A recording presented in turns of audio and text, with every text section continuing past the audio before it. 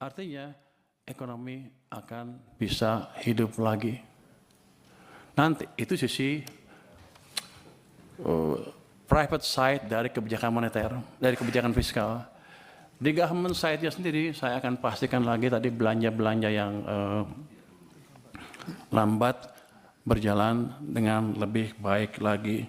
Ada yang dikomplain katanya apa? MBG tadi ya. Penyerapan pajaknya rendah. Saya tanya sama teman-teman keuangan, gimana monitornya? Ya dia bilang bagus-bagus saja, tapi ternyata enggak, jelek. Loh, terus kita apain? Ya nggak tahu. Saya bilang begini, ya udah, nanti sebulan sekali kita akan jumpa pers dengan kepala MBG.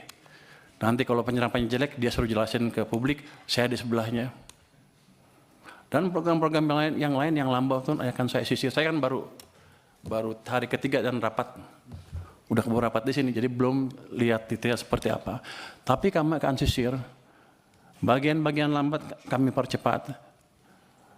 Caranya gimana? Ya, kalau mereka nggak bisa nyusun anggaran atau nyusun program kerjanya atau pengajuan anggarannya, kami akan kirim orang ke sana supaya jalannya cepat dan kita akan monitor on regular basis supaya anggaran yang banyak tadi, yang kalau lihat anggaran kan sama aja kan dari tahun ke tahun, gitu-gitu aja tuh nggak ada dampaknya, 55 aja karena penyerapannya nggak dimonitor.